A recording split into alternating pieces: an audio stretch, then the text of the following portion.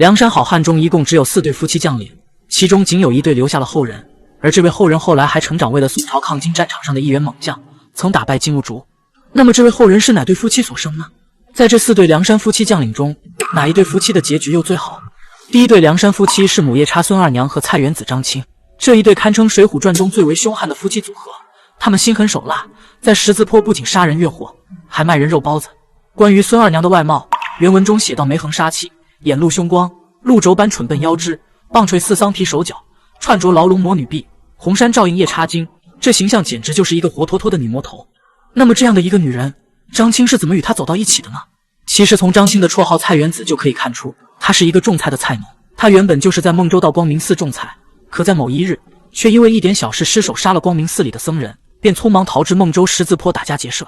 在这里，他碰到了孙二娘的父亲山夜叉，结果交手10几回合败下阵来，然后他就被山夜叉收为了女婿。从此，张青和孙二娘便在十字坡以开黑店为生。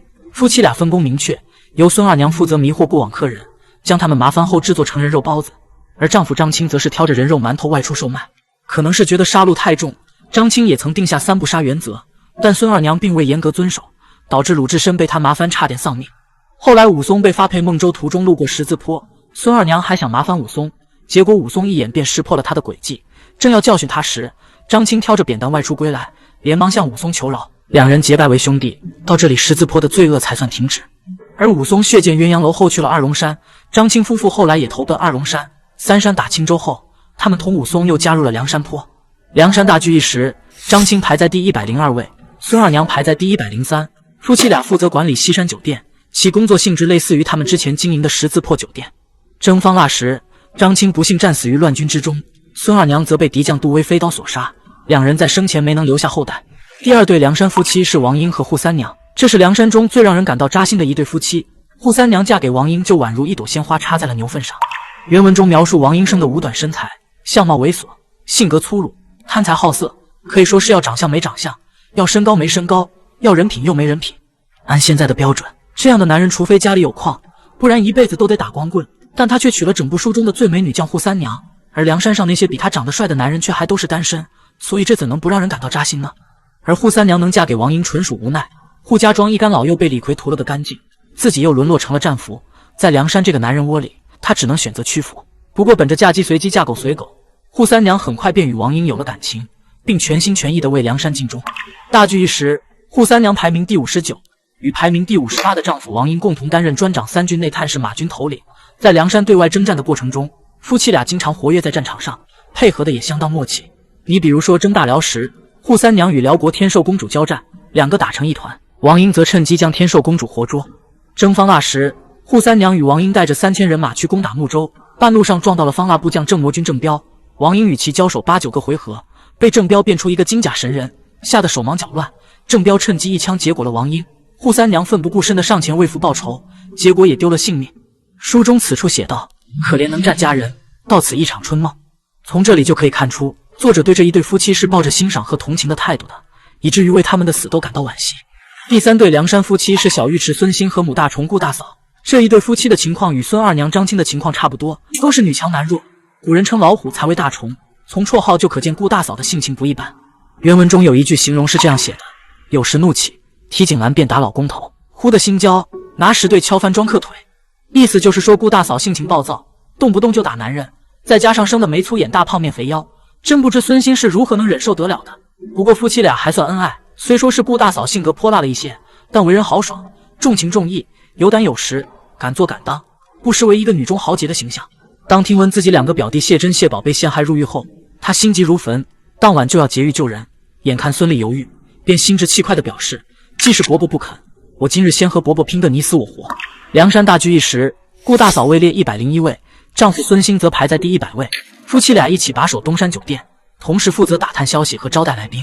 同样是100名开外的梁山地煞，张青和孙二娘双双殒命沙场，而孙兴顾大嫂则四肢健全地活了下来。这就是夫妻与夫妻之间的差距，说明孙兴顾大嫂夫妻俩的自保意识很强，懂得如何在战场上生存。平定方腊后，顾大嫂被朝廷封为东原县君，孙兴被封为武义郎都统领，可谓是夫妻双赢。之后夫妻2人跟随孙俪返回登州为官。最后一对梁山夫妻组合是莫羽见张青和裘琼英。提到这一对，可能有些人会比较陌生，在百回本《水浒传》中，张青是没有老婆的，但在120回本中，他娶了裘琼英为妻。裘琼英是谁呢？她是田虎手下的女将，出场时虽只有16岁，但她的战绩在梁山女将中绝对是最强的。宋江征讨田虎时，他奉田虎之命抵抗梁山军，一连打败梁山7名好汉，分别是王英、扈三娘、顾大嫂、孙兴、林冲、李逵和谢真。而他之所以能打败这7名梁山好汉，自身武艺是一方面，最主要的制胜之道还是靠飞石本领。他的飞石百发百中，其威力不下于张青的飞石。要知道张青也曾用飞石连败15名梁山好汉，如果他们2人强联手，那普天之下恐怕将没有敌手。眼看梁山好汉不敌裘琼英，宋江便派张青卧底到田虎军中里应外合。结果琼英惊讶地发现，张青飞石手法与梦中神人无异，原来他小时候在梦里遇到一艺人教授武艺，并学会了用飞石打人的绝技，而这个艺人正是眼前的张青。或是前世修来的缘分，两人一见钟情，遂结为夫妻。在裘琼英的帮助下，梁山大军成功击败了田虎。自此梁山集团便又多了一员女将。征讨淮西王庆时，裘琼英与张青并为前部先锋，于阵前用飞石配合秦明杀死敌将陈约。后来梁山征讨方腊，裘琼英因怀有身孕，未能随军继续作战，留在东京待产。张青身为梁山8票骑，虽恋恋不舍，但也只好与妻子道别，跟随大军出征。然而在攻打独松关的战役中却不幸身死。裘琼英得知丈夫战死的消息后，内心被巨大的悲痛所笼罩，于是在战争结束，她不远千里地将丈夫灵柩迁回故乡安葬。数月后生下一儿子，取名为张杰，这个名字表达了她要为张青守节之意。而张杰在其母琼英的悉心教导下，习得了一身本领。长大后，他跟随朝廷大将吴介大破金兀术，渐渐地成为了一员抗金猛将。总的来说，张青和裘琼英是梁山4对夫妻组合中战力最强的一对，同时他们也是唯一一对育有后代的夫妻。他们的爱情故事既有玄幻色彩，也带有一丝浪漫，从而给读者留下了深刻的印象。